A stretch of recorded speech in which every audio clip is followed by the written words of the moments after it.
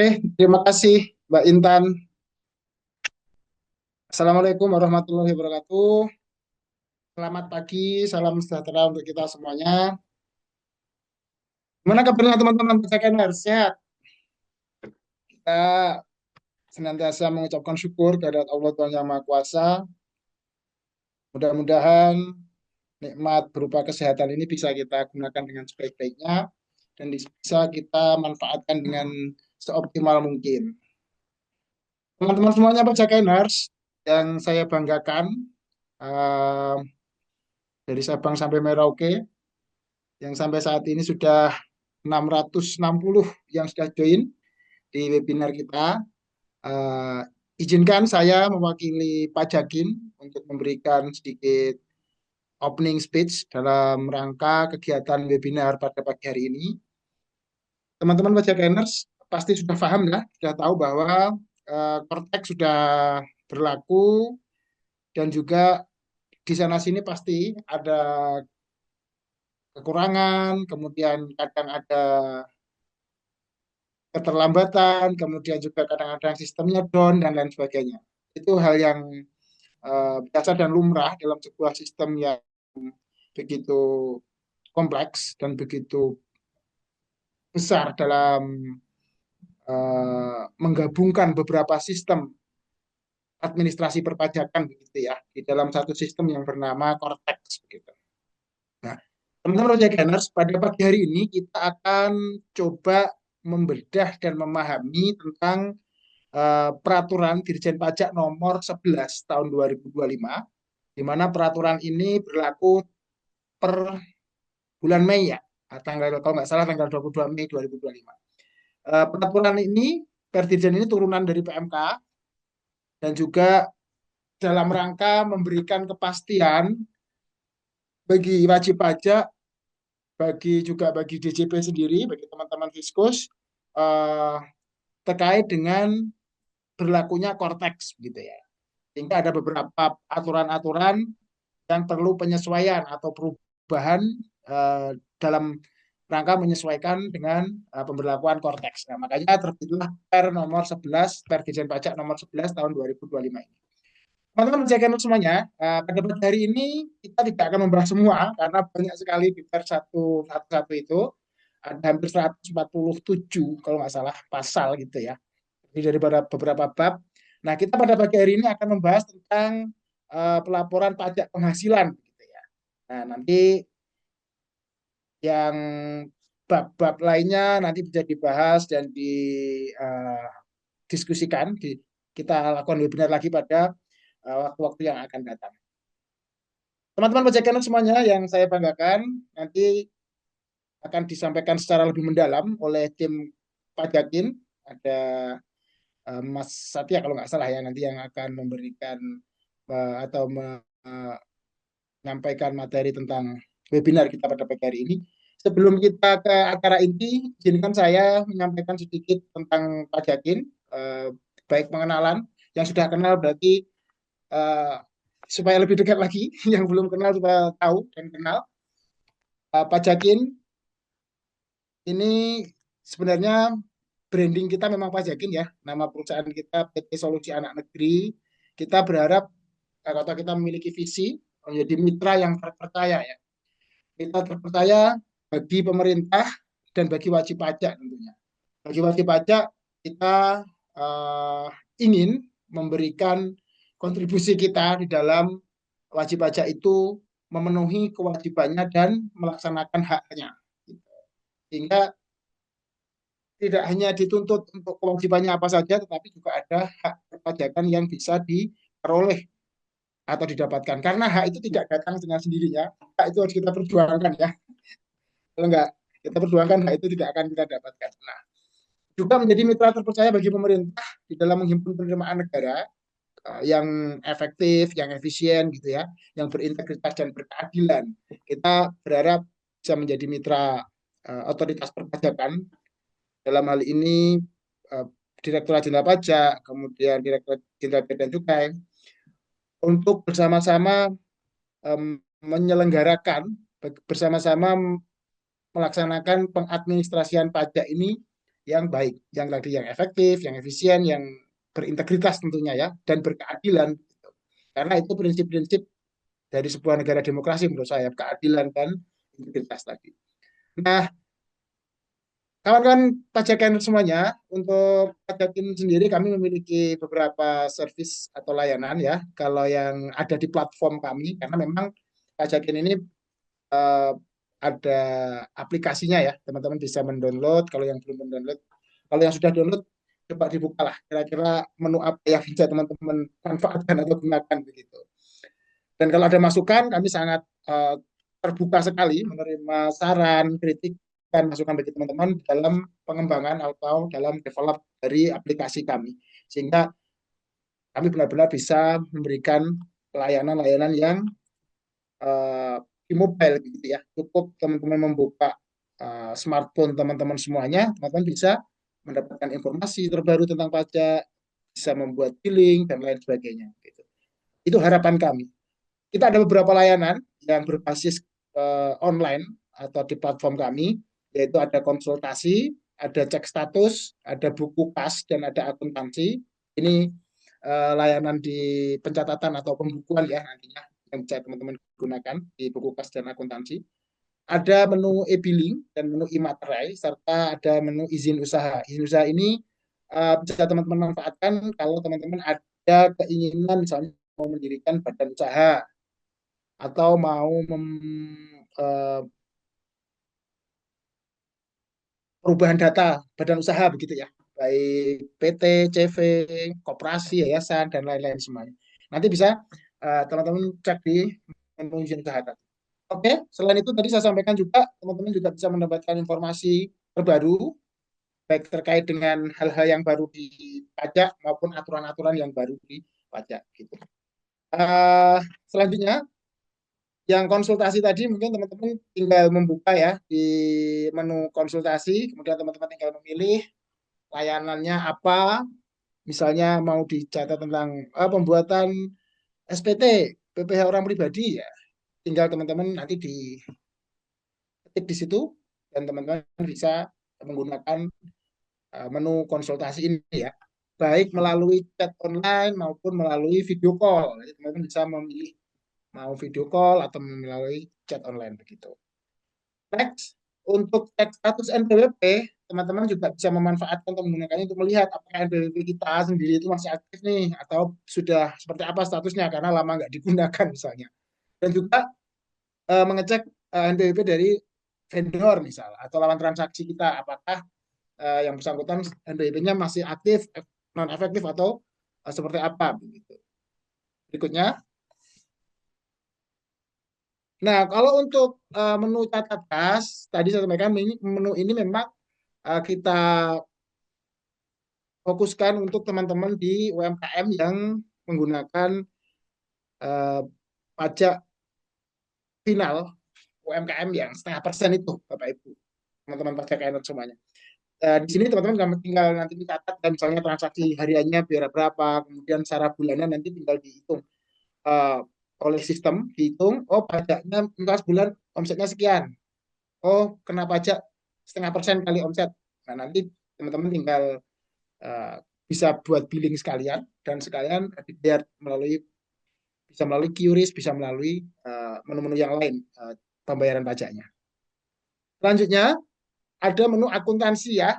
Menu akuntansi ini uh, kami berharap sekali teman-teman pajak earners bisa memanfaatkannya. Nanti kalau ada masukan bagi kami sangat terbuka sekali.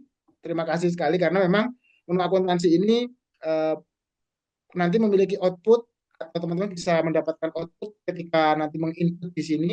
Output yang teman-teman dapatkan adalah laporan keuangan ya, meskipun itu hanya laporan keuangan neraca atau posisi keuangan dan laporan laba rugi begitu. Nah ini paling enggak bagi teman-teman yang punya kewajiban pembukuan untuk orang pribadi maupun untuk badan usaha yang wajib melakukan pembukuan dan nanti di SPT tahunannya wajib dilampirkan. Nah, teman-teman bisa memanfaatkan ini daripada ini ya tulisan belum ini fotonya di sini. Nanti kalau teman-teman input, teman-teman tinggal bisa mendownload outputnya tadi laporan laba rugi dan laporan neraca, teman-teman sudah tercatat di sini nih. Kira-kira pencatatannya, pembukuannya seperti apa begitu ya. Dan kami sangat terbuka sekali lagi untuk menu akuntansi ini karena memang menu akuntansi ini sangat kompleks ya. Kita berharap bisa menyesuaikan semakin baik lagi, sesuaikan dengan PSAK ketika ada perubahan dan lain sebagainya kita sesuaikan juga. Selanjutnya ada menu e-billing. Teman-teman ini pasti sudah tidak asing lagi. E-billing ini teman-teman juga bisa dapatkan di misalnya di Vertex, atau dulu di DJP online dan lain-lain. Nah, di sini di Pajakin juga kami mempersiapkan atau ada layanan e-billing yang bisa teman-teman manfaatkan ya ketika ingin membuat billing untuk pembayaran pajak. Berikutnya ada menu e-matre. Nah, menu e-matre ini materai ini ya teman-teman. Jadi kalau ada dokumen digital gitu ya yang memerlukan materai, teman-teman tidak usah dicetak dulu kemudian terus ditempelin materai tempel kemudian di scan, nggak usah, teman-teman tinggal dokumen digitalnya tadi dilakukan ini ya pembubuhan materai gitu. Jadi download beli materai di e-materai kemudian dilakukan pembubuhan di dokumen digitalnya tadi dan itu nanti sudah dokumennya sudah memiliki kekuatan hukum ya karena ada e-materainya. Langkah-langkahnya bisa teman-teman lihat ya, pilih menu e-materai kemudian pilih kuotanya. Misalnya teman-teman perlu berapa nih? Perlu 4 untuk daftar CPNS. Ya, beli aja. Uh, di sini bisa uh, untuk teman-teman manfaatkan menu ini. Kemudian diunggah dokumennya, kemudian diatur posisinya untuk e-materainya di mana, dan kemudian dibubuhkan. Itu ya untuk e-materai. Saya kira lebih bagus, lebih baik dicoba. Kalau nggak memang agak susah dijelaskan saja. Kemudian menu yang berikutnya adalah izin usaha. Nah, teman-teman bisa memakai ini. Silakan dilihat dulu sebelum uh, misalnya teman-teman ada rencana mau bikin koperasi, mau bikin yayasan, mau bikin uh, organisasi, perkumpulan, bikin TV, bikin PT, begitu ya. Teman-teman bisa gunakan menu izin usaha ini untuk nanti memberikan layanan kepada teman-teman untuk mendapatkan badan hukumnya itu ya dari notaris yang disahkan oleh di Kementerian Hukum. Saya kira itu untuk beberapa menu yang ada di platform Pajakin dan menu-menu yang lainnya sudah dikembangkan oleh tim IT kami. Insya Allah kita juga melihat dan menyesuaikan dengan perkembangan di Direktorat Jenderal Pajak dalam hal ini pemberlakuan Cortex dan juga nanti ada penunjukan terkait dengan PJAP ya, pengusaha jasa aplikasi perpajakan. Jadi berbasis aplikasi. Nah, nanti bisa kita lihat apa-apa yang disesuaikan. Nah, itu selalu kita lakukan pengembangan atas menu-menu yang ada di platform kami. Itu untuk layanan kami yang berbasis online. Kemudian Pajakin juga memberikan layanan yang berbasis offline karena kami paham dan kami mengerti untuk case-case perpajakan tidak semuanya bisa kita selesaikan dengan online gitu ya.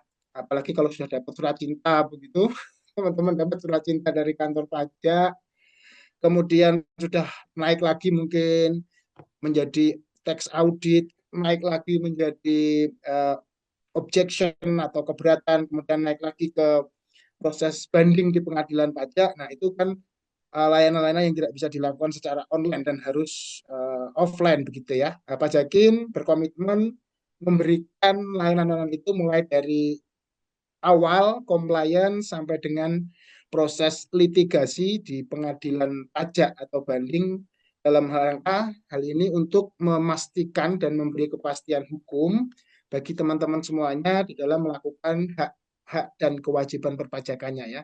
Jadi kalau memang ada dispute-dispute yang tidak bisa kita selesaikan di kantor pajak ya memang harus diselesaikan di badan yang lebih dan bisa memberikan keadilan mungkin di pengadilan pajak bahkan sampai di Mahkamah Agung untuk proses peninjauan kembali atau PK. Saya kira itu mungkin bisa disampaikan. Nah, ini yang service offline ini kayaknya adminnya ngantuk tadi juga dibuka-buka. Nah, ini ya teman-teman bisa lihat untuk offline service kami mulai dari tax compliant sampai yang international tax misalnya pembuatan DGT, kemudian transfer pricing dokumen dan lain sebagainya. Kemudian terkait dengan P3B atau perjanjian pajak dengan negara-negara lain, dan itu perlu dipahami apalagi dengan menggunakan misalnya kerjasama dengan pihak-pihak internasional atau pihak-pihak asing, baik dipekerjakan sebagai tenaga kerja maupun kita melakukan kegiatan ekspor impor. Saya kira itu ya, untuk beberapa layanan-layanan offline yang bisa kami berikan, dan kami sangat terbuka sekali lagi bagi teman-teman pajakainer semuanya yang saya hormati dan saya banggakan. Ketika ada masukan, ketika ada saran, kami terbuka sekali. Terima kasih. Dan juga terima kasih sudah setia mengikuti webinar Pajakin yang sering webinar. Mudah-mudahan kegiatan webinar ini tidak hanya teman-teman mendapatkan sertifikat, tapi juga bisa menambah pengetahuan, wawasan, dan pemahaman kita semuanya, baik kita di Pajakin maupun teman-teman Pajakener semuanya yang mengikuti webinar ini bisa mendapatkan insight baru dan mendapatkan wawasan baru terkait dengan peraturan-peraturan perpajakan yang senantiasa berubah ini. Sekali lagi, selamat mengikuti webinar. Mudah-mudahan bisa mengikuti sampai akhir dan bisa bermanfaat. Terima kasih. Assalamualaikum warahmatullahi wabarakatuh. Saya kembalikan ke Mbak Intan. Baik, terima kasih Mas Gofur atas opening speech-nya. Alhamdulillah nih berkat Pajakinder semua yang terus mendukung, Pajakin bisa tumbuh dan berkembang sampai sekarang ini. Semoga segala doa dan harapan untuk acara webinar kita hari ini terlaksana dengan sebaik-baiknya. Oke, kita lanjut saja. Yang akan kita bahas pada webinar pagi ini adalah tentang tata cara pelaporan pajak penghasilan berdasarkan Peraturan Direktur Jenderal Pajak Nomor 11 Tahun 2025 yang akan dipresentasikan oleh pembicara kita, Mas Satya selaku Accounting dan Tax Specialist dari Pajakin. Namun, sebelum saya serahkan kepada Mas Satya, izinkan saya mengingatkan kepada Bapak Ibu peserta webinar yang telah bergabung untuk mengisi link absensi yang ada di kolom chat Zoom, agar Bapak dan Ibu bisa mendapatkan e-sertifikat gratis pada webinar hari ini. Untuk untuk link untuk link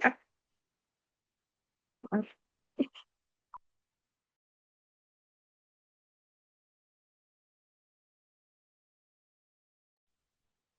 Untuk link absensi akan kami tutup pukul 11 waktu Indonesia Barat.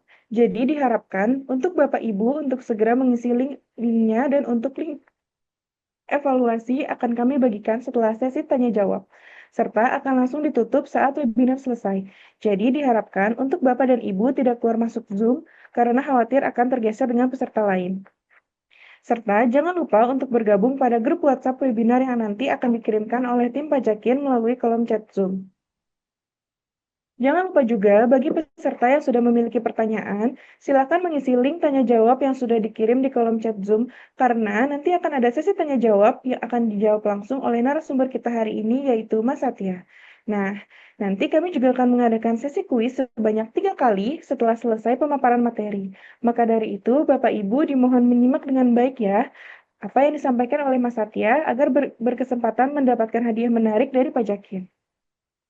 Baiklah, Bapak dan Ibu, langsung saja kita ke acara selanjutnya, yaitu pemaparan materi tentang tata cara pelaporan pajak penghasilan berdasarkan Peraturan Direktur Jenderal Pajak Nomor 11 Tahun 2025 yang akan disampaikan oleh narasumber kita, Mas Satya. Namun, sebelum kita memulai, mari kita sapa Mas Satya terlebih dahulu. Halo, Assalamualaikum Mas Satya, gimana nih kabarnya? Halo, Waalaikumsalam. Alhamdulillah sehat kok. Gimana nih Mas Satya, sudah siap kan memberikan materi dan insight-nya kepada kita semua? Oh iya, tentu dong, udah siap. Baik, kalau begitu, kepada Mas Satya, waktu dan jaringan kami persilahkan.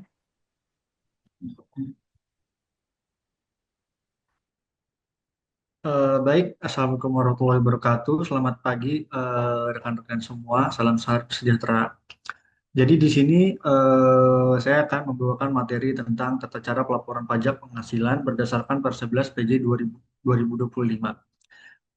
Di mana peraturan ini mengatur tentang ketentuan pelaporan pajak penghasilan, pajak pertambahan nilai, pajak penjualan atas barang mewah, dan biaya baterai dalam rangka pelaksanaan sistem inti administrasi padat atau Cortex. Dan peraturan ini mulai berlakunya per tanggal 22 Mei tahun 2025. Di mana webinar ini bertujuan untuk memberikan pemahaman mendalam dan merefresh pengetahuan terkait bagaimana sih pelaporan-pelaporan pajak penghasilan, terutama dalam menggunakan sistem Cortex. Dan nantinya juga nanti di akhir sesi eh, kita di sini juga akan membahas sedikit simulasi pelaporan SPT PPh satu dan unifikasi melalui sistem Cortex. Tapi sebelum kita mulai praktik, kita juga perlu untuk memahami terlebih dahulu terkait aturan-aturan yang ada di dalamnya. Baik, bisa dimulai dari sekarang, yaitu tentang ketentuan umum surat pemberitahuan masa pajak penghasilan pasal 21 atau 26.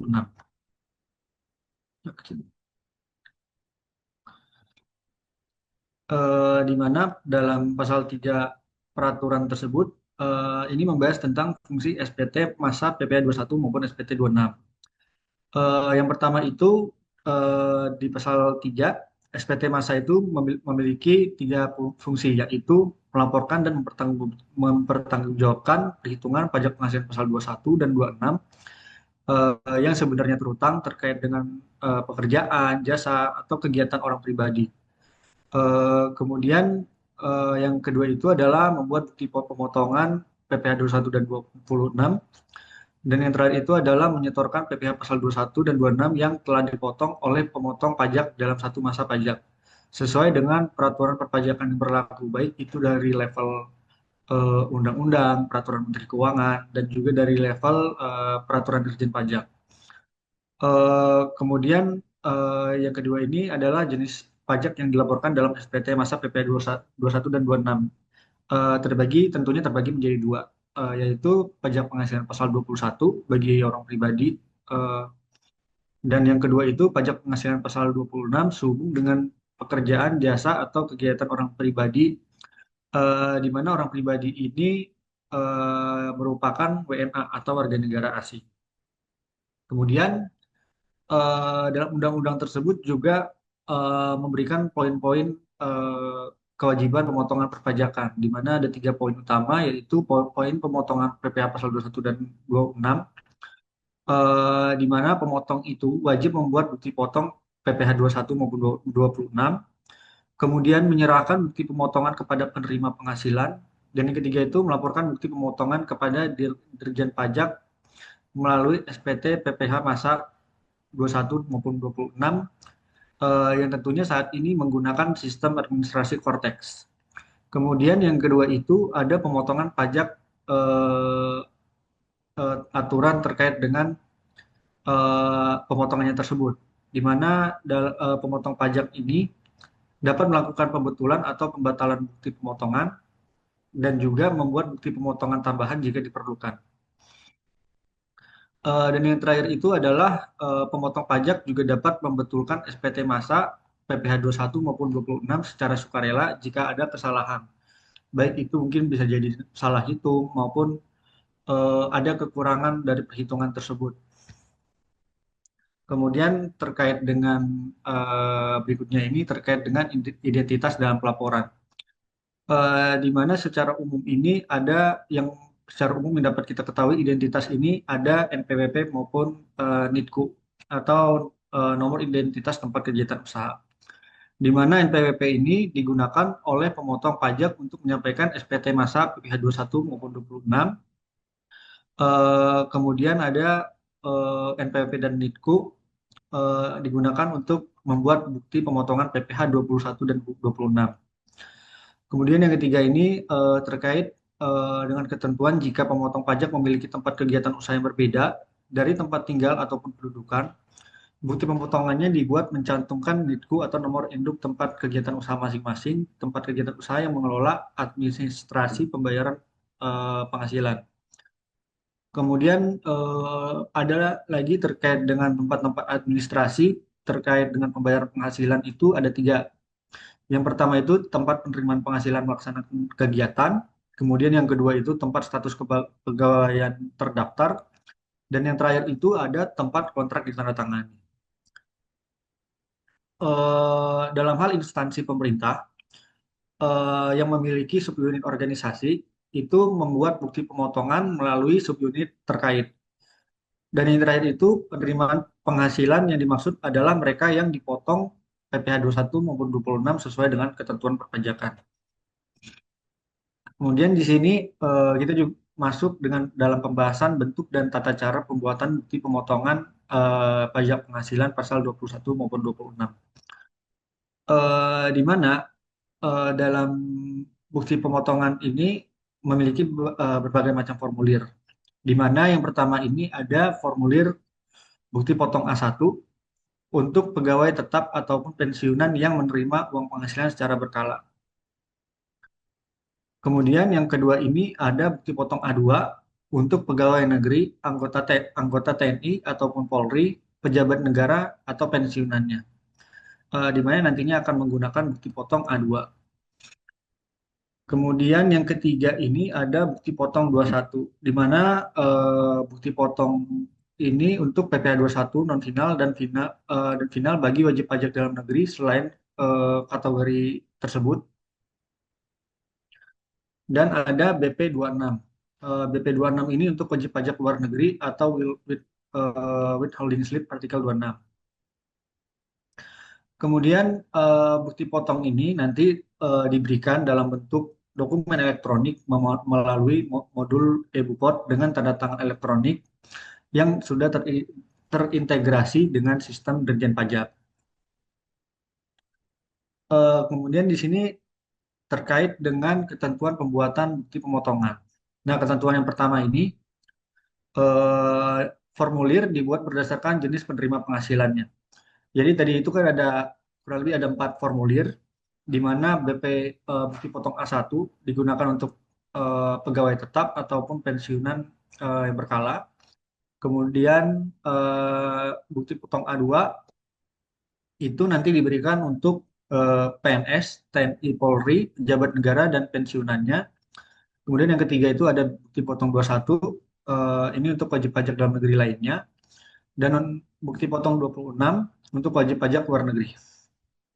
Nah, dalam jangka waktu eh, pembuatan itu terbagi menjadi dua. Untuk bukti potong A1 dan A2, itu pembuatannya setiap masa pajak terakhir. Misalkan Desember saat pegawai berhenti bekerja atau pensiunan yang berhenti menerima uang pensiunnya.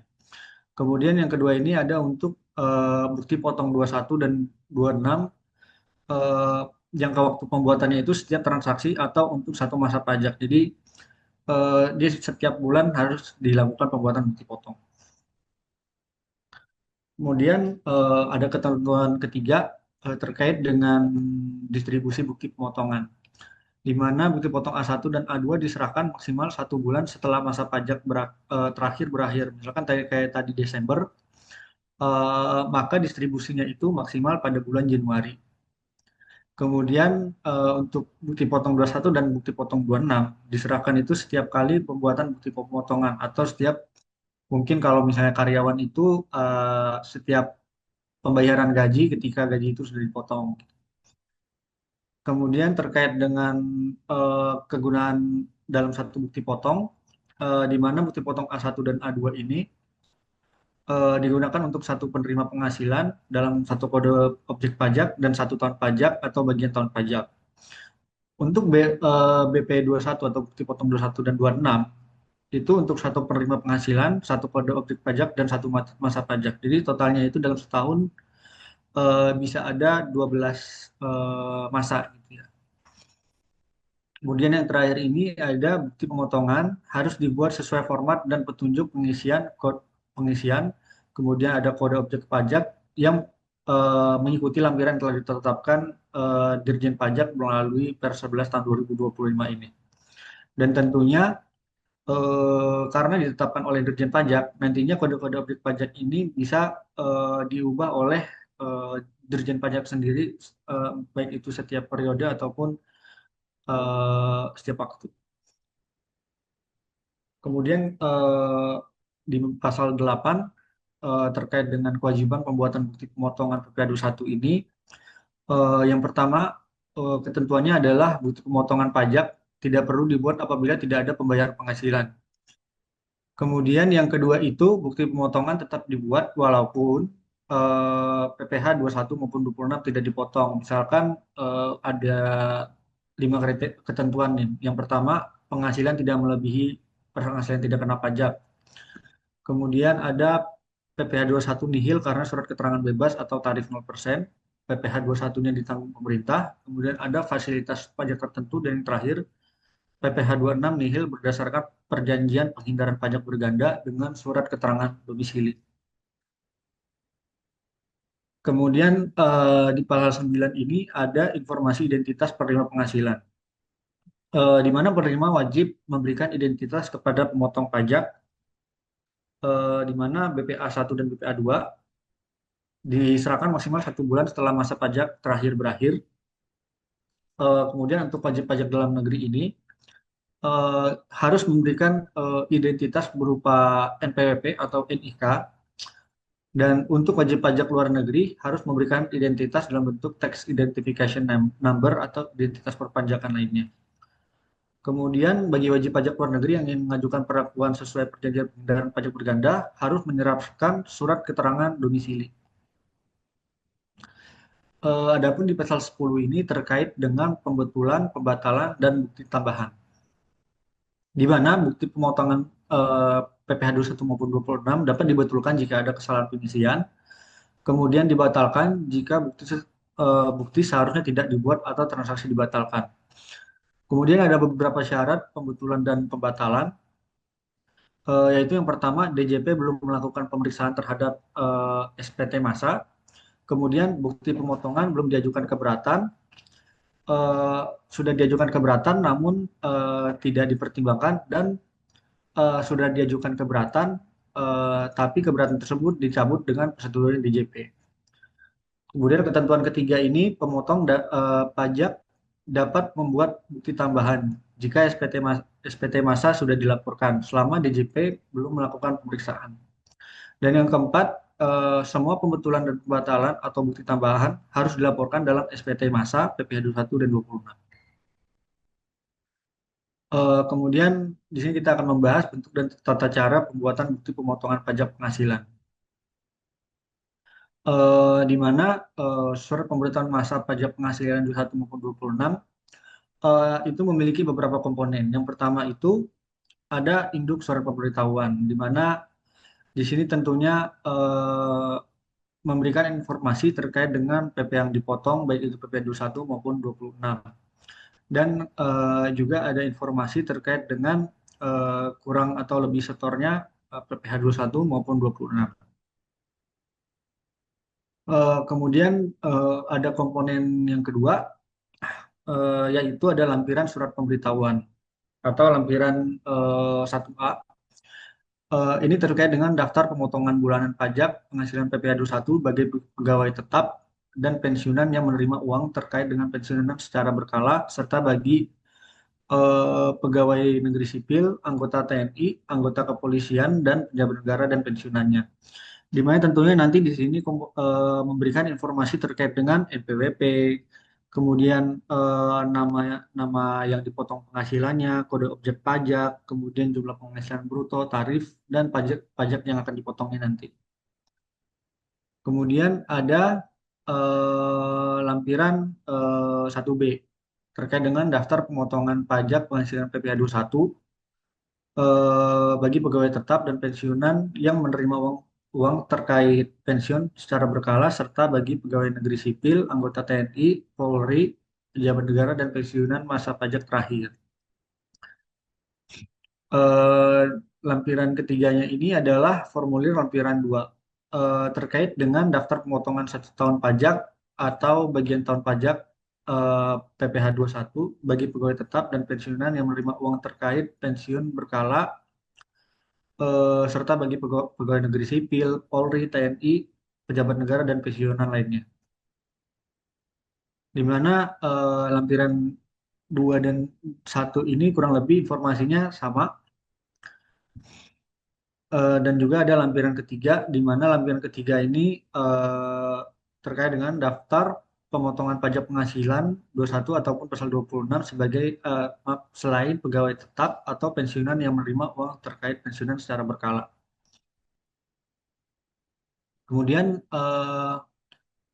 isi dari surat pemberitahuan tadi itu kurang lebih memberikan informasi terkait dengan data status surat pemberitahuan, informasi mengenai pajak yang dipotong, baik itu pajak pasal 21 maupun 26, data tentang kelebihan atau kekurangan penyetoran, kemudian ada informasi mengenai pajak yang ditanggung oleh pemerintah, dan yang terakhir itu ada tanggal pengiriman surat pemberitahuan. Di mana format dan tata cara pelaporan ini harus dalam bentuk dokumen elektronik yang nantinya akan saya bahas di simulasi Vortex nanti. Kemudian ada pasal 12 ini terkait dengan pembetulan surat pemberitahuan masa pajak. Di mana yang pertama, pembetulan ini dapat dilakukan jika Direktur Jenderal Pajak belum melakukan pemeriksaan atau pemeriksaan bukti permulaan terhadap masa pajak tersebut.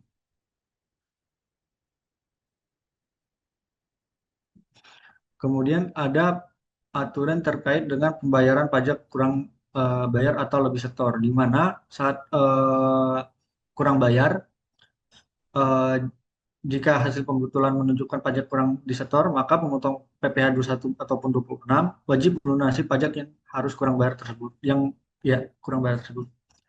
Kemudian apabila dia kasusnya lebih bayar, maka kelebihan pajak tersebut nantinya dapat dikompensasi ke masa pajak berikutnya tanpa harus berturut-turut.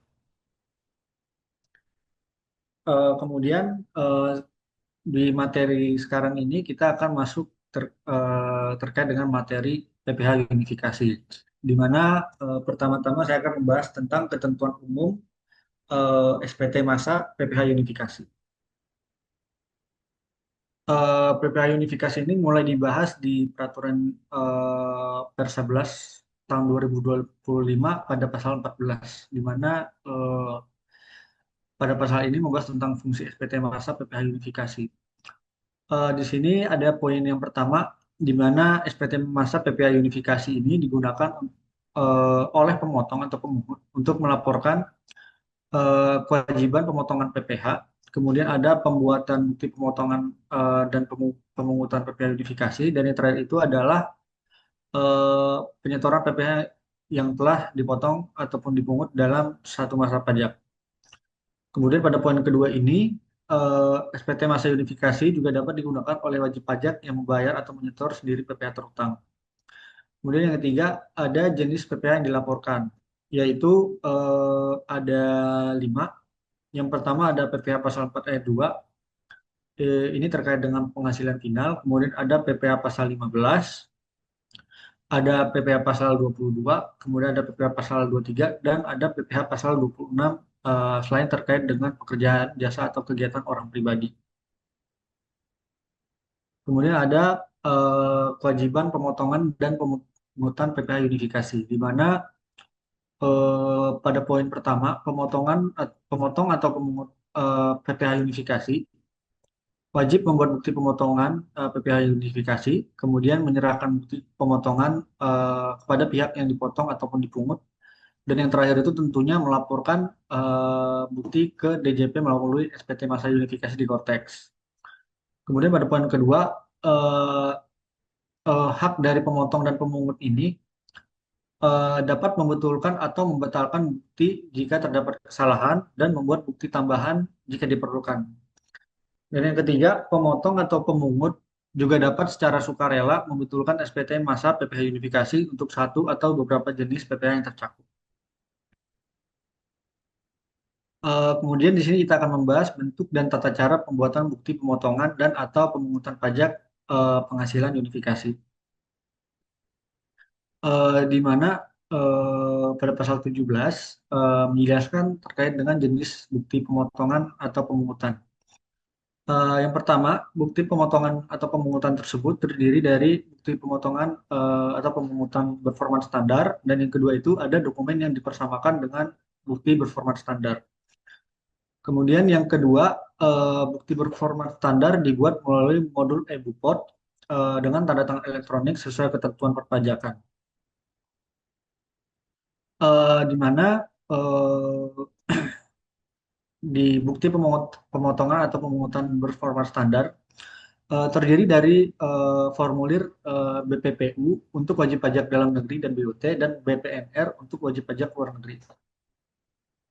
Kemudian informasi yang harus tercantum dalam bukti pemotongan dan pemungutan itu minimal harus ada nomor bukti pemotongan atau pemungutan PPh unifikasi berformat standar, kemudian ada tercantumnya masa pajak dan tahun pajak, kemudian ada jenis pemotongan dan atau pemungutan pajak penghasilan sebagaimana dimaksud dalam status bukti pemotongan atau pemungutan pajak penghasilan unifikasi. Kemudian yang keempat itu harus ada identitas pihak yang dipotong ataupun dipungut, di mana identitas tersebut dibagi menjadi dua secara garis besar. Bagi wajib pajak dalam negeri itu minimal harus ada NPWP atau nomor induk kependudukan serta nama dari yang dipotong penghasilannya. Kemudian bagi wajib pajak luar negeri harus ada tax identification number atau identitas perpajakan lainnya, nama, alamat, negara, dan nomor paspor.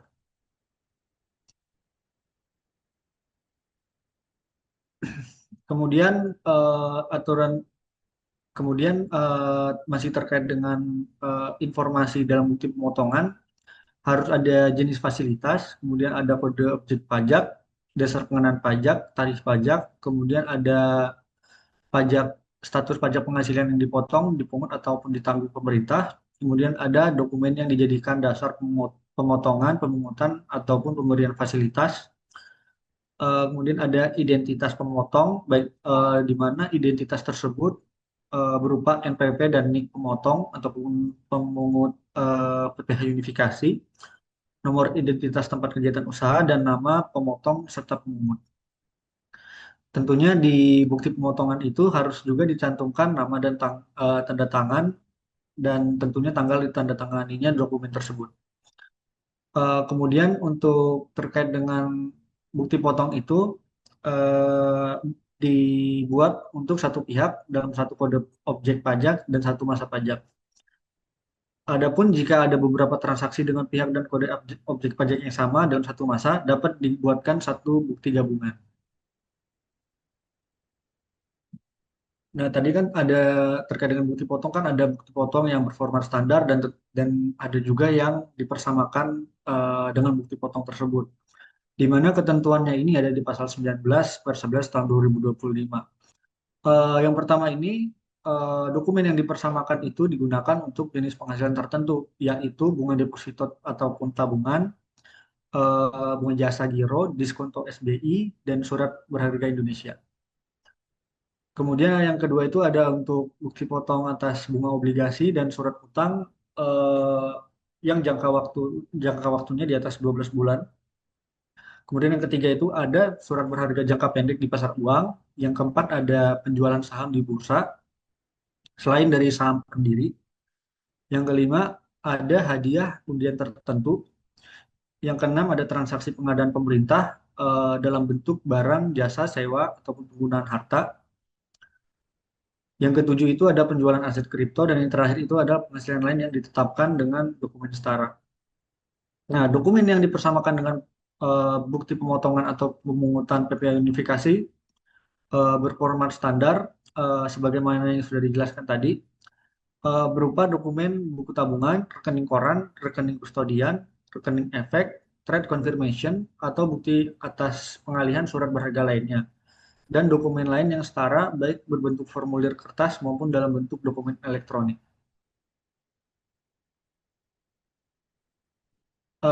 Di mana dokumen yang dipersamakan dengan dokumen yang dipersamakan dengan bukti potong tadi minimal itu harus memuat identitas pihak yang dipotong baik dalam bentuk NIP ataupun NPWP. Kemudian ada nomor transaksi, dasar pengenaan pajak, dan yang terakhir itu ada jumlah PPh yang dipotong. Adapun di pasal 20 ini terkait dengan kewajiban pembuatan bukti potong, di mana yang pertama bukti potong itu tidak perlu dibuat jika tidak ada transaksi yang wajib dipotong ataupun dipungut. Kemudian bukti potong tetap harus dibuat meskipun pajak nihil karena ketentuan tertentu. Yang pertama ada surat keterangan bebas atau SKB. Yang kedua ada pengecualian pemotongan atau pemungutan. Yang ketiga ada transaksi wajib pajak bersurat keterangan. Yang keempat ada transaksi wajib pajak orang pribadi dengan omset tertentu dengan surat pernyataan. Yang kelima ada tarif 0%. Yang keenam itu ada PPh ditanggung pemerintah. Yang ketujuh ada adanya fasilitas perpajakan. Dan yang terakhir itu ada PPh pasal 26 nihil berdasarkan P3B dengan surat keterangan domisili atau tanda terima SKD. Kemudian di pasal 21 ini menjelaskan tentang identitas pihak yang dipotong, di mana yang pertama pihak yang dipotong wajib memberikan identitas dalam bentuk yang pertama untuk wajib pajak dalam negeri adalah NPWP dan NIK. Yang kedua wajib pajak luar negeri itu dalam bentuk tax identification number ataupun identitas perpajakan lainnya. Yang kedua, jika wajib pajak luar negeri ingin menggunakan ketentuan P3B, maka wajib pajak wajib menyerahkan surat keterangan domisili atau SKD atau tanda terimanya kepada pemotong ataupun pemungut. Kemudian di materi ini selanjutnya kita akan membahas bentuk, isi, dan tata cara pengisian surat pemberitahuan masa pajak penghasilan unifikasi. Di mana SPT PPh masa unifikasi ini yang pertama ini tentunya ada induk SPT PPh unifikasi, di mana di induk ini memberikan informasi-informasi yang telah saya jelaskan tadi berupa nama, alamat, nomor telepon, kemudian ada detail-detail jenis pajak dan kode akun pajak yang dipotong ataupun dipungut. Kemudian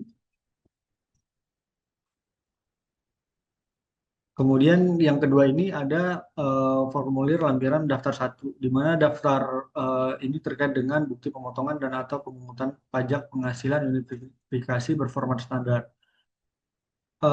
Di tabel ini terbagi dengan tabel BPPU maupun BPNR yang memberikan informasi terkait dengan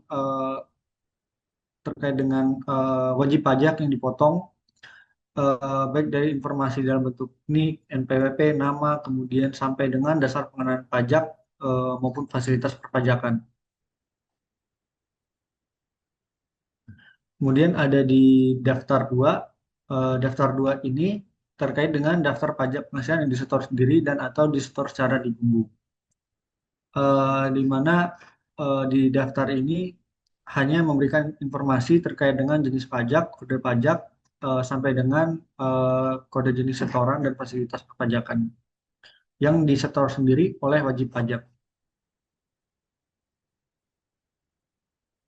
Kemudian ada formulir lampiran 1 terkait dengan daftar dokumen yang dipersamakan dengan bukti pemotongan dan atau pemungutan PPh unifikasi berformat standar. Nah, di sini juga memberikan informasi terkait dengan NPWP penerima penghasilan, nama penerima penghasilan sampai dengan pajak penghasilan dipotong serta tarif dan kode jenis setorannya. Kemudian pada pasal 23, wajib pajak yang melakukan penyetoran sendiri PPh sesuai ketentuan wajib melaporkan dalam SPT masa PPh unifikasi. Jadi ini misalkan penyetoran sendiri ini bisa disebabkan oleh faktor tertentu. Misalkan ada kita memiliki lawan transaksi yang mungkin badan tapi dia belum memiliki NPWP karena baru berdiri. Kemudian di pasal 24 ada terkait tentang bukti pemotongan dan pemungutan ini dapat dilakukan pembetulan jika ada kesalahan maupun retur atau pembatalan jika transaksi dibatalkan. Kemudian ada syarat pembetulan dan pembatalan ini antara lain belum ada pemeriksaan oleh DJP yang pertama, yang kedua yang kedua itu belum dalam proses keberatan, yang ketiga diajukan keberatan namun tidak dipertimbangkan, yang keempat diajukan keberatan namun dicabut oleh wajib pajak, yang kelima bukti pemotongan sedang tidak dalam proses pengembalian atas kelebihan pembayaran pajak. Pemotongan atau pemungut pajak juga dapat membuat bukti potong tambahan sepanjang belum ada pemeriksaan. Dan semua pembatalan, dan tambahan wajib dilaporkan dalam SPT dan mengikuti tata cara pada lampiran yang ada di per 11 tahun 2025. Kemudian dalam aturan di unifikasi juga terkait dengan pembetulan, di mana pembetulan ini hanya dapat dilakukan jika belum ada pemeriksaan atau pemeriksaan bukti permulaan terbuka oleh Dirjen Pajak. Kemudian terkait dengan dalam pembetulan ini tentunya nanti ada eh, kekurangan ataupun kelebihan pembayaran, di mana jika pembetulan tersebut menghasilkan kurang bayar, maka kekurangan tersebut wajib dilunasi oleh pemotong ataupun pemungut. Dan apabila pembetulan tersebut eh, mengalami lebih bayar, maka dapat diminta kembali melalui pemohonan pengembalian kelebihan pembayaran pajak.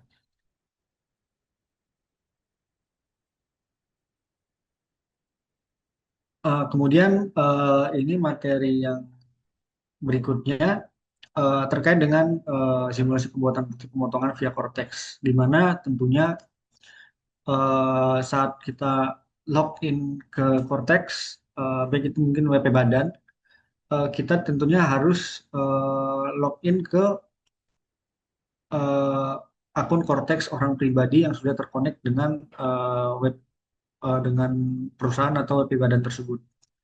Di mana dalam membuat bukti potong PPh 21 pegawai tetap, step yang pertamanya itu kita harus memilih opsi EBUPOT, kemudian memilih opsi bukti pemotongan bulanan pegawai tetap. Kemudian ketika kita sudah memilih, maka tampilannya akan sebagai berikut, di mana kita harus atau diwajibkan untuk mengisi formulir-formulir tertentu, yaitu ada formulir masa pajak, kemudian ada formulir status ataupun pegawai, status pegawainya apakah dia pegawai asing ataupun pegawai dalam negeri. Kemudian ada NPWP dan juga ada status penghasilan tidak kena pajak. Kemudian ada jabatan, ada juga nama objek pajak dan nominal dari penghasilan bruto si pegawai, dan juga ada NIDKU atau nomor identifikasi subunit organisasi si pemotong. Nah, apabila sudah terisi semua, maka nanti rekan-rekan bisa klik save draft, kemudian submit. Nanti akan ada muncul pengisian parafrase dan untuk tanda tangan elektronik. Nah, kemudian untuk bukti pemotongan PPh 21 BP 21 atau bukti pemotongan A1 masa terakhir, bukti pemotongan selain pegawai tetap, step pertamanya sama kurang lebih, di mana ini rekan-rekan bisa klik EBUPOT, kemudian memilih opsi BP 21, bukti pemotongan selain pegawai tetap. Nah, nanti kemudian akan muncul tampilan berikut. Nah, ketika ini kan tampilannya masih belum ada ini ya, statusnya masih tidak ada data yang ditemukan, maka nanti kita akan membuat EBUPOT-nya dengan cara klik Create EBUPOT BP21. Kemudian nanti selanjutnya akan muncul tampilan berikut, di mana di sini rekan-rekan harus mengisi informasi-informasi tertentu seperti masa pajak, kemudian NPWP, NIDKU perusahaan atau wajib pajak yang memotong, kemudian ada status PTKP, penghasilan bruto, DPP, dan juga ada jenis dokumen referensi yang terdiri dari jenis dokumen, kemudian ada nomor dokumen, tanggal dokumen, dan NIDKU atau nomor identitas subunit organisasi. Nanti rekan-rekan kalau sudah mengisi semuanya bisa mengklik save draft, kemudian submit, dan melakukan pengisian parafrase untuk tanda tangan elektronik, sama seperti tadi bukti pemotongan pegawai tetap. Kemudian yang ketiga ini terkait dengan bukti pemotongan PPh 21 BP 26 atau bukti pemotongan bagi wajib pajak luar negeri, di mana stepnya juga sama. Nanti rekan-rekan bisa klik e-Buport, kemudian pilih BP 26, bukti pemotongan wajib pajak luar negeri. Kemudian nanti tampilannya akan sama seperti BP 21. Nanti rekan-rekan akan harus juga diharuskan untuk create e-Buport BP 26. Kemudian nanti tampilannya kurang lebih masih sama dengan BP 21 tadi di step ketiganya, cuman mungkin yang membedakan itu ada negara ada ada kolom negara asal, tanggal lahir, tempat lahir, nomor paspor dan nomor KITAS atau kitab, dan juga nanti ada juga nanti terkait dengan jenis dokumen, nomor dokumen. Kalau sudah diisi semua juga nanti sama seperti sebelumnya, klik submit dan isi parafrase untuk tanda tangan online. Kemudian ada bukti pemotongan yang keempat ini, bukti pemotongan PPh 21 BPA 1. Stepnya juga sama seperti sebelumnya, klik menu e-Buport dan pilih opsi BPA 1, bukti pemotongan A1 masa pajak terakhir. Kemudian nanti tampilannya juga kurang lebih sama. eh, dan di sini nanti rekan-rekan semua bisa pilih create e-Buport BPA 1.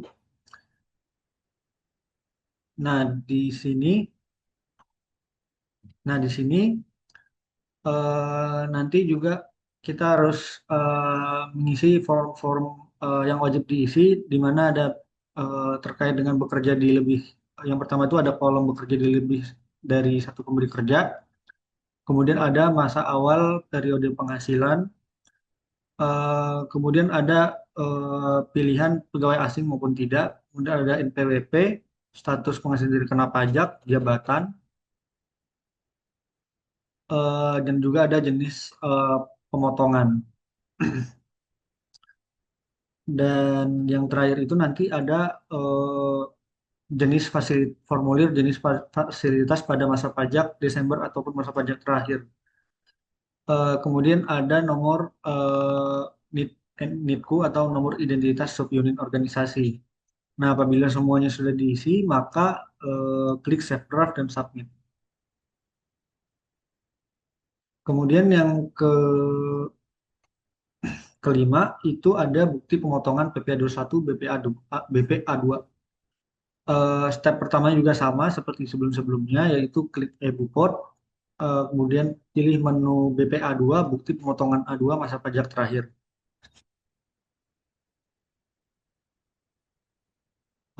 Kemudian kalau tampilannya sudah berubah di step 2-nya, maka pilih create e-Buport BPA 2,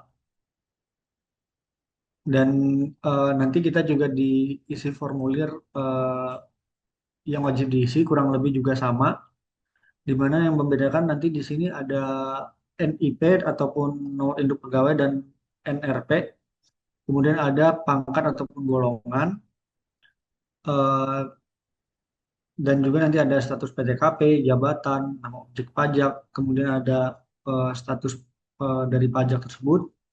Kemudian nanti di sini juga eh, kita juga harus mengisi sendiri mulai dari terkait dengan gaji pokok ataupun pensiun dan tunjangan-tunjangan lainnya yang diberikan kepada wajib pajak orang pribadi tersebut. Kemudian nanti di sini juga kita juga harus mengisi iuran terkait pensiunan atau hari tua, dan juga ada zakat atau sumbangan keagamaan yang bersifat wajib. Kemudian ada juga nanti ada nomor bukti pemotongan BPA 1 dari pemberi kerja sebelumnya apabila ada. Dan yang terakhir itu nanti kita juga harus mengisi NIDKU atau nomor identitas subunit organisasi. Nah, jika sudah, nanti rekan-rekan bisa klik save draft, kemudian isi parafrase atau paspor untuk melakukan tanda tangan online. Nah, kemudian kita akan lanjut ke pembuatan bukti pemotongan PPh unifikasi atau BPPU, di mana step pertamanya sama dengan pembuatan bukti potong PPh 21. Rekan-rekan pilih menu e-bukot, kemudian pilih BPPU. Nah, nanti eh, tampilannya akan sebagai berikut. Kemudian nanti pilih menu Create e-bukot BPU. Nah, setelah itu nanti di sini rekan-rekan bisa isi formulir yang ataupun kolom yang wajib diisi, mulai dari masa pajak, NPWP, NITKU, kemudian ada dasar pengenaan pajak, eh, dan juga ada nanti jenis dokumen eh, yang digunakan untuk atau sebagai acuan dari pemotongan pajak tersebut. Ada juga nanti nomor dokumen, tanggal dokumen, dan NITKU. Jadi kemudian nanti kalau sudah nanti rekan-rekan bisa pilih save draft dan submit. Kemudian sekarang kita akan membahas pelaporan SPT PPA 21 ataupun 26 dan juga SPT unifikasi. Saat ini kita mulai dari SPT 21 dulu, di mana step pertamanya itu nanti di Cortex pilih menu SPT atau surat pemberitahuan, kemudian pilih menu surat pemberitahuan. Nah, nanti lampirannya sebagai berikut. Nah, di sini kan ada status SPT belum disampaikan. Nah, ini artinya eh, rekan-rekan memiliki apa utang pelaporan SPT gitu atau SPT yang harusnya dilaporkan tapi belum dilapor. Nah, cara kita melaporkannya, pertama kita buat konsep SPT-nya terlebih dahulu. Kita pilih menu buat konsep SPT. Kemudian nanti tampilannya ini di langkah yang step 3 ini tampilannya sebagai berikut. Jadi di sini ada berbagai macam jenis SPT yang kita laporkan, yang nantinya bisa dilaporkan mulai dari PPN, kemudian ada PPh Badan, PPh Pasal 25 bagi bank, kemudian ada juga PPh Badan dalam bentuk dolar Amerika Serikat. Nah, di sini karena kita case-nya adalah PPh 21, maka kita pilih menu PPh Pasal 21 ataupun 26. Kemudian kita juga harus memilih periode pelaporan SPT, di mana saat ini kan bulan September nih, jadi kita pilih SPT periode dan tahun pajak September tahun 2025. Kemudian apabila sudah bisa klik lanjut.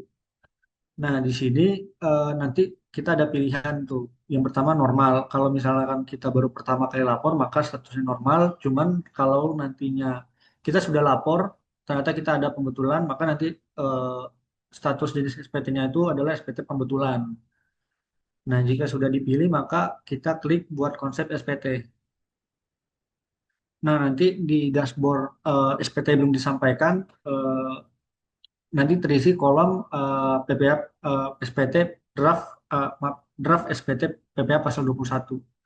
Nah, nanti rekan-rekan bisa untuk mengisi ataupun mengedit SPT-nya, nanti rekan-rekan bisa klik eh, simbol pensil di kolom pertama.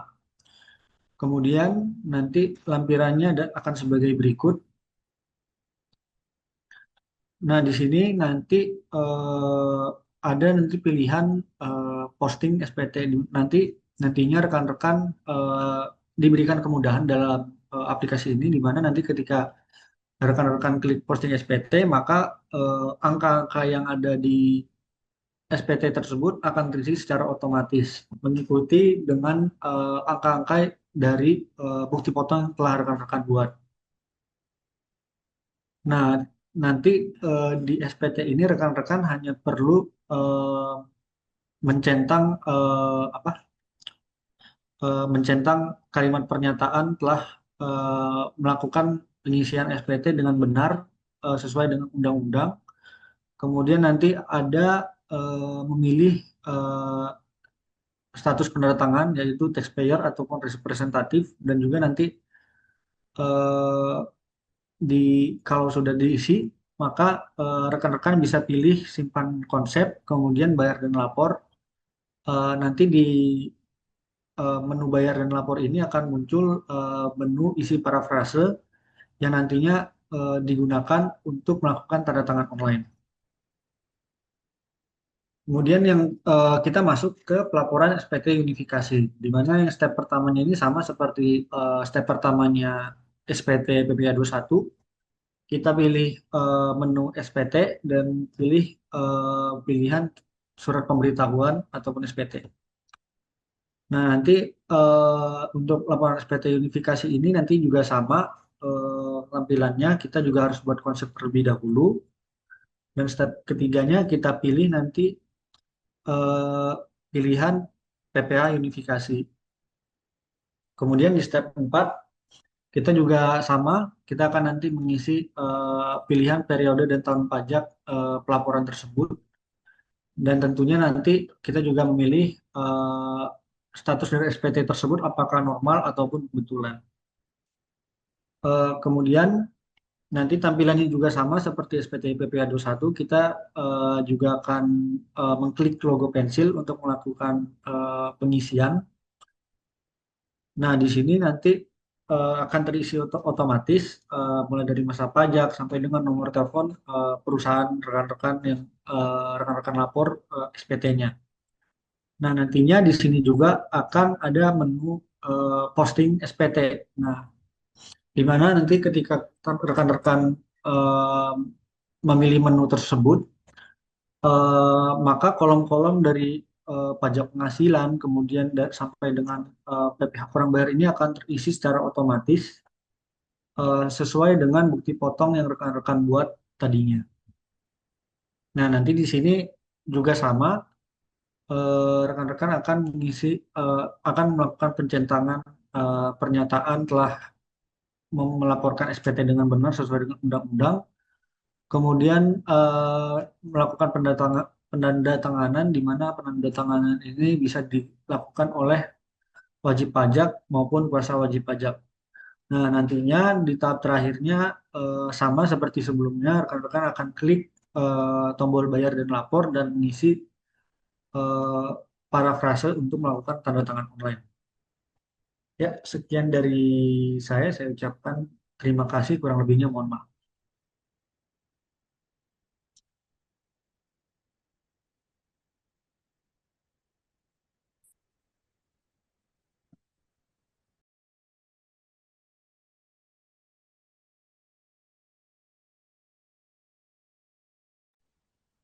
Baik, terima kasih banyak kepada Mas Satya atas pemaparan materinya. Baik, terima kasih banyak kepada Mas Satya atas pemaparan materinya. Materinya keren banget, sangat insightful, dan bikin pengetahuan kita makin bertambah. Baik, kepada Bapak Ibu sekalian, langsung saja kita masuk ke sesi selanjutnya, yaitu sesi kuis. Bagi Bapak Ibu yang ingin mengikuti kuis, silahkan untuk mengikuti kuis. Saya akan menjelaskan terlebih dahulu rules-nya. Jadi, ketika saya selesai menghitung mundur, Bapak dan Ibu dipersilahkan untuk mengaktifkan fitur raise hand-nya. Lalu, kami akan memilih peserta tercepat yang mengaktifkan fitur raise hand-nya. Nah, nantinya peserta tercepat akan kami persilahkan untuk menjawab pertanyaan yang akan kami sampaikan. Dan sebelumnya, mohon maaf bagi Bapak Ibu yang sudah mengaktifkan fitur raise hand-nya, sebelum saya hitung mundur, maka akan didiskualifikasi dari kuis ini ya. Untuk Bapak Ibu, mohon untuk diturunkan terlebih dahulu fitur raise hand-nya. Oke, langsung saja kita mulai kuisnya ya. Saya hitung mundur. 3, 2, 1.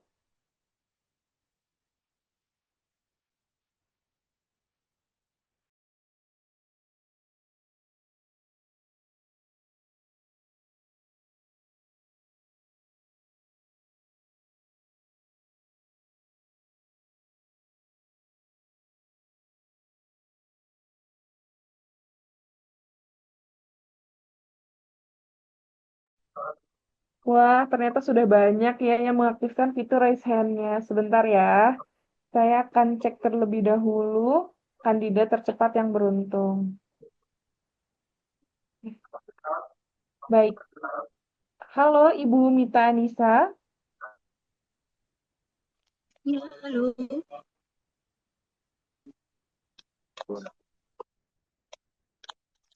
Iya, halo Kak. Halo, Iya, halo. oke. Baik, kepada Ibu Mita Anissa, saya akan membacakan terlebih dahulu untuk pertanyaan kuisnya. Baik,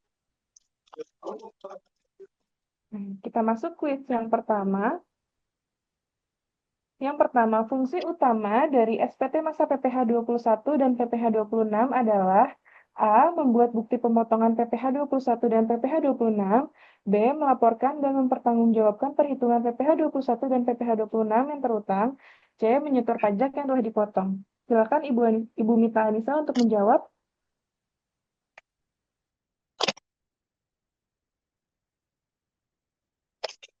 jawabannya B. Jawabannya B ya Ibu Mita. Iya,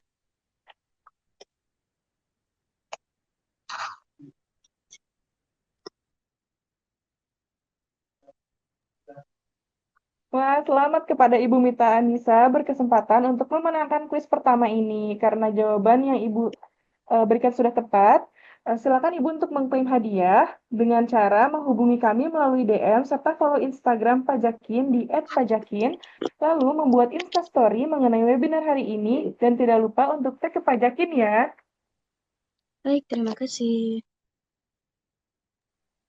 Baik, sama-sama Ibu Mita. Selanjutnya, kita akan beralih ke kuis yang kedua.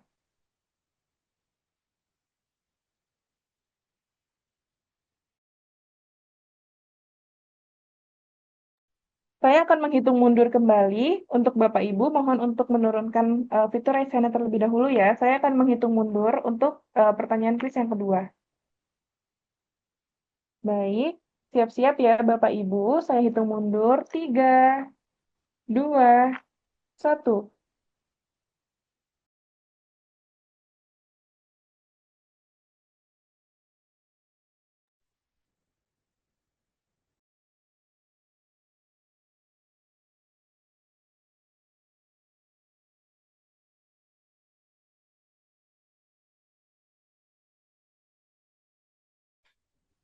Baik, kepada Bapak Irham Rahmatillah, silakan yang menjadi kandidat tercepat pada kuis ini dimohon untuk mengaktifkan kamera dan mikrofonnya ya. Baik, Baik, saya akan membacakan pertanyaan kuis nomor 2. Mohon untuk disimak ya Pak. Kewajiban pemotong PPh 21 dan PPh 26 yang diatur dalam pasal 4 meliputi A. Membuat, menyerahkan, dan melaporkan bukti pemotongan kepada DJP. B. Hanya membuat bukti pemotongan untuk pegawai tetap. C. Hanya melaporkan pajak yang dipotong tanpa bukti pemotongan. A. Membuat, menyerahkan, dan melaporkan bukti pemotongan kepada DJP. Baik, untuk jawabannya yang A ya Pak. Ya, betul. Baik. Selamat kepada Bapak Irham Rahmatillah berkesempatan untuk memenangkan kuis kedua ini. Karena jawaban yang Bapak berikan sudah tepat, silakan untuk mengklaim hadiah dengan cara langsung menghubungi kami melalui DM serta follow Instagram Pajakin di @pajakin, lalu membuat Instastory mengenai webinar hari ini, dan tidak lupa untuk tag ke Pajakin ya Pak. Baik, ya Bu. Terima kasih.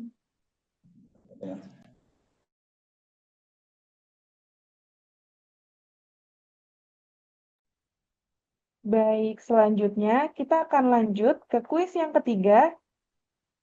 Kepada Bapak Ibu, silakan untuk menurunkan raise hand terlebih dahulu. Akan saya hitung mundur. Saya hitung mundur ya Bapak Ibu. 3, 2, 1.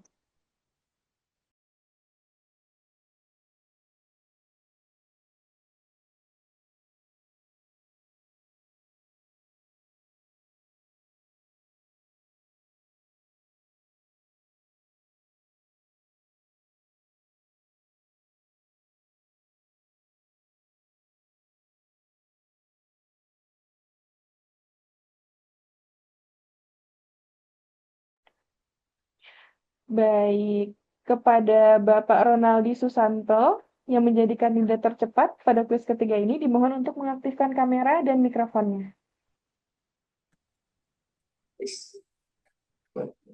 Halo, Bapak Ronaldi. Halo. Oke, baik. Saya akan membacakan pertanyaan kuis ketiga ini. Identitas yang wajib dicantumkan oleh penerima penghasilan dalam negeri pada bukti pemotongan PPh 21 dan 26 adalah A. TIN atau Tax Identification Number, B. NPWP atau NIK, C. Paspor dan surat keterangan domisili. B. Silahkan Bapak. NPWP atau NIK. Baik, untuk jawabannya yang B ya Pak? Ya. Ya, baik, selamat kepada Bapak Ronaldi Susanto berkesempatan untuk memenangkan kuis ketiga ini. Karena jawaban yang Bapak berikan sudah tepat, untuk mengklaim hadiah, silakan langsung menghubungi kami melalui DM serta follow Instagram Pajakin di @pajakin, lalu membuat Instastory mengenai webinar hari ini dan tidak lupa untuk tag ke Pajakin ya Pak. Terima kasih.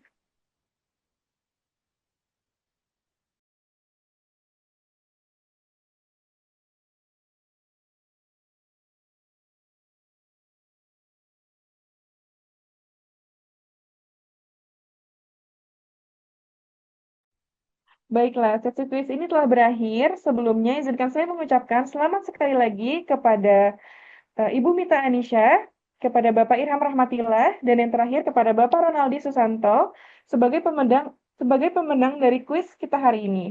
Untuk mengklaim hadiah, silakan langsung menghubungi kami melalui DM serta follow Instagram Pajakin di @pajakin, lalu membuat Instastory mengenai webinar hari ini dan tidak lupa untuk tag ke Pajakin. Oke, selanjutnya kita akan masuk ke sesi tanya jawab yang dimana untuk sesi ini akan dijawab langsung oleh Mas Satya.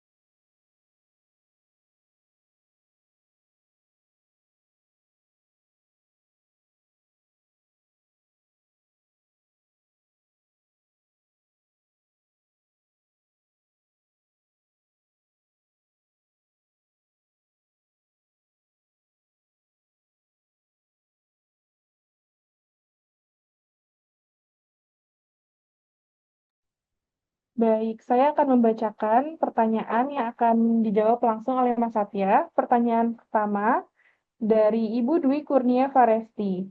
Pertanyaannya adalah, apakah ada ketentuan baru mengenai kriteria badan yang dikecualikan dari kewajiban pelaporan SPT PPh Badan menurut Per 11 PJ 2025?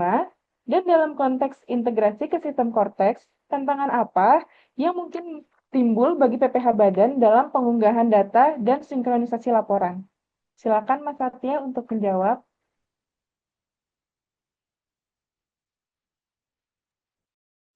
Baik, terima kasih. Ini pertanyaan yang sangat mantap sekali. Eh, untuk tadi pertanyaan tersebut, mungkin jawaban dari saya, kalau kita lihat dari Per 11 PJ 2025, aturan ini fokus sebenarnya pada bentuk isi dan tata cara penyampaian SPT yang sudah disesuaikan dengan sistem Cortex. Jadi kalau soal badan mana yang dikecualikan dari kewajiban menyampaikan SPT, SPT PPA Badan, eh, aturan tersebut tidak diatur langsung di Per 11, tapi tetap merujuk pada ketentuan DJP ataupun PMK yang lebih teknis. Dengan kata lain, Per 11 ini hanya mengatur tentang mekanisme pelaporan, mekanisme pelaporannya, sedangkan daftar wajib pajak yang dikecualikan itu tetap mengikuti aturan yang berlaku di PMK ataupun keputusan DJP.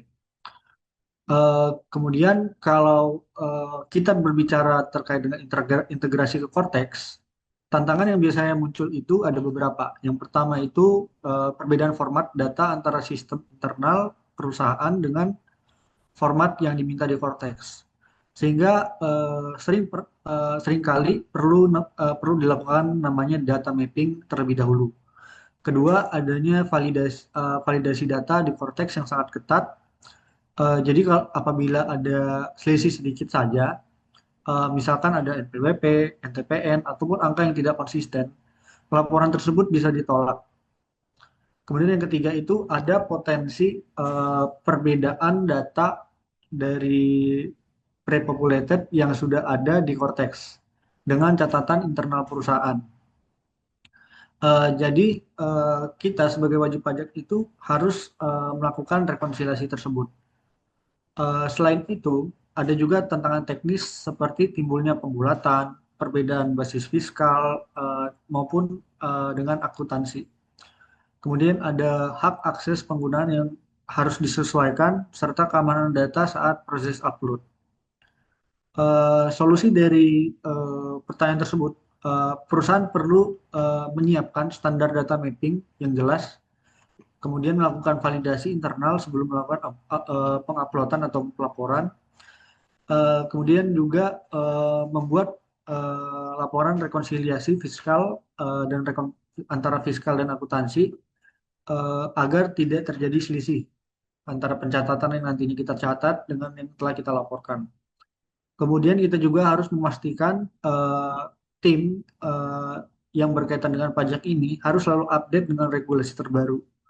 Dengan cara ini diharapkan proses pelaporan SPT PPh Badan di Cortex bisa lebih lancar dan meminimalisir mengurangi risiko error. Kurang lebih sekian dari saya untuk pertanyaan dari Bapak atau Ibu Dwi Kurnia Faresti. Sekian juga dari Mbak Intan. Mungkin ada pertanyaan lain.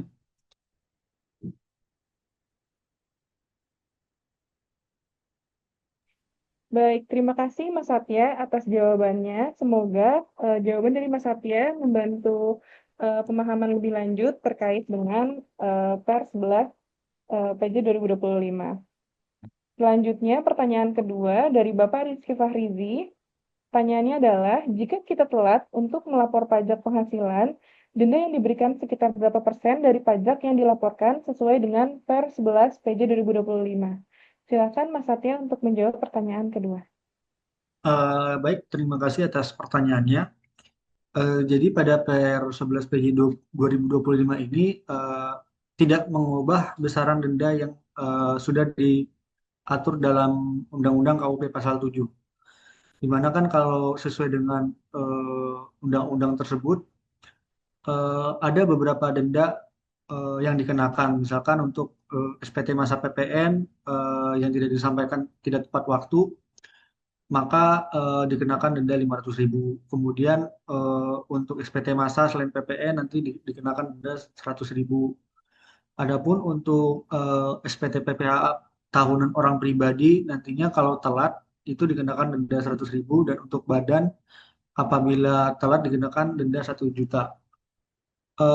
Jadi tidak ada perubahan nilai sanksi administrasi baru yang ditetapkan dalam Per 11 PJ 2025. Begitu juga dengan denda dalam bentuk bunga, di mana nanti kalau bunga ini kan dia level yang menentukan berapa persen denda bunganya itu kan dari Menteri Keuangan gitu, melalui peraturan Menteri Keuangan. Kurang lebih dari saya atas pertanyaan tersebut. Terima kasih. Baik, terima kasih Mas Satya atas jawabannya. Semoga sudah menjawab pertanyaan dari Pak Rizky Fahrizi. Baik, selanjutnya kita masuk ke pertanyaan yang ketiga dari Bapak Faisal Zahari. Pertanyaannya adalah, apa saja perubahan-perubahan terkait SPT masa PPH yang diperkenalkan oleh Per 11 PJ 2025 dibanding dengan aturan yang lama? Silakan Mas Satya untuk menjawab pertanyaan yang terakhir.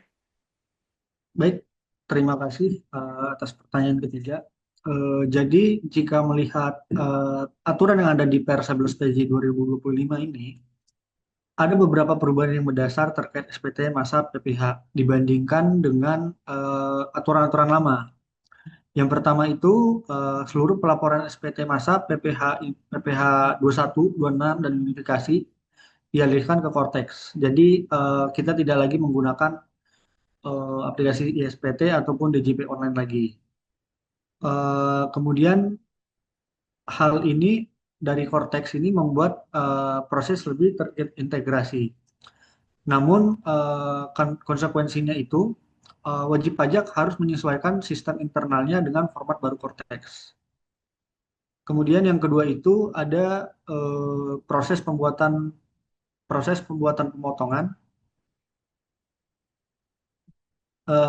Maaf, ada proses pembuatan bukti potong sekaligus pelaporan SPT massa sekarang dijadikan satu paket di Cortex. Jadi tidak dilakukan pemisahan terlebih dahulu. Kalau dulu itu kan untuk pembuatan bukti potong itu terpisah ya dengan pelaporannya. Artinya perusahaan juga harus disiplin menginput data bukti potong dengan benar karena data tersebut nantinya akan langsung terotomatisasi atau tersinkron dengan SPT yang akan dilaporkan. Kemudian yang terakhir itu lampiran eh, lampiran yang harus kita lampirkan itu harus dilampirkan secara detail. Misalkan detail pemotongan, rekonsiliasi antara data fiskal dan akuntansi, serta pelaporan khusus atas PPh yang ditanggung pemerintah ataupun tidak ditanggung pemerintah untuk di masa tertentu, misalkan Juli sampai dengan November. Kalau di periode-periode sebelumnya, lampiran itu sifatnya opsional, namun kalau untuk saat ini sifatnya itu mandatori dengan format standar. Kurang lebih dari saya untuk pertanyaan dari Pak Faisal Zahari. Baik, terima kasih Mas Satya atas jawabannya. Semoga jawaban tersebut dapat menjawab pertanyaan dari Pak Faisal Zahari. Baik, langsung saja. eh, Kita beralih. Baik, selanjutnya izinkan saya untuk memperkenalkan platform media sosial Pajakin kepada Bapak dan Ibu. Mungkin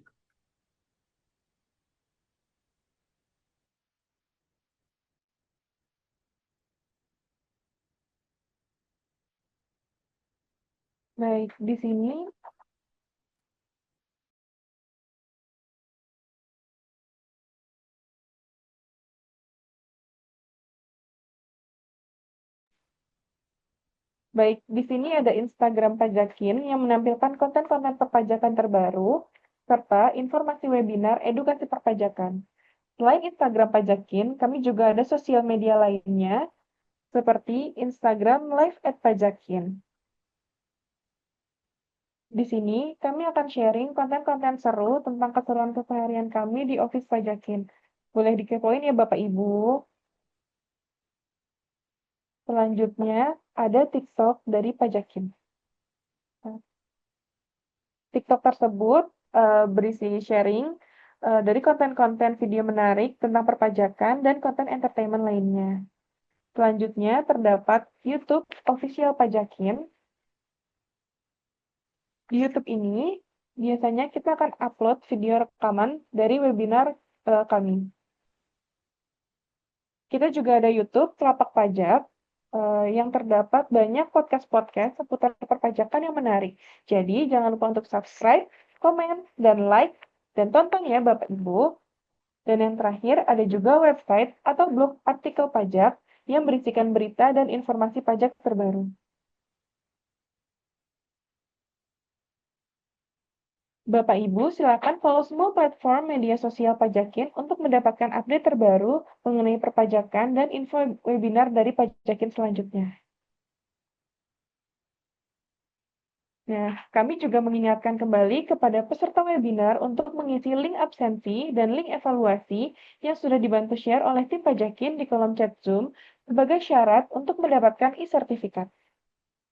Kami mengingatkan juga kepada peserta yang belum bergabung pada grup WhatsApp webinar pada hari ini, silakan untuk bergabung karena nanti e-sertifikat dan materi akan kita share di grup WhatsApp tersebut. Wah, tidak terasa ya, kita telah sampai di penghujung acara untuk sesi webinar pada hari ini. Terima kasih kami ucapkan yang sebanyak-banyaknya untuk waktu dan ketersediaannya karena telah mengikuti webinar Pajakin pada hari ini. Tak lupa juga, kami ucapkan terima kasih banyak kepada CEO Pajakin, yaitu Mas Arif Rohman, COO Pajakin, Mas Gofur, serta narasumber kita, Mas Satya, yang telah berkenan menyampaikan ilmunya kepada kita semua. Semoga apa yang telah kita sampaikan bisa berguna bagi kita semua. Amin. Nah, jika Bapak dan Ibu sedang mengalami kesulitan dalam pemenuhan kewajiban perpajakan, kami dari Pajakin memiliki tim konsultan pajak profesional yang bersedia membantu Bapak dan Ibu untuk mendapatkan solusi perpajakan yang terbaik dan akurat. Oh iya, jangan lupa ya untuk tetap menggunakan aplikasi Pajakin untuk mendapatkan solusi pajak dalam genggaman. Saya Intan selaku Master of Ceremony memohon maaf apabila terdapat salah kata dan hal-hal yang masih kurang berkenan. Sampai jumpa kembali di webinar edukasi perpajakan selanjutnya. Saya memohon izin untuk menutup webinar pada pagi hari ini. Wassalamualaikum warahmatullahi wabarakatuh. Selamat siang semuanya. Sampai jumpa di webinar Pajakin selanjutnya.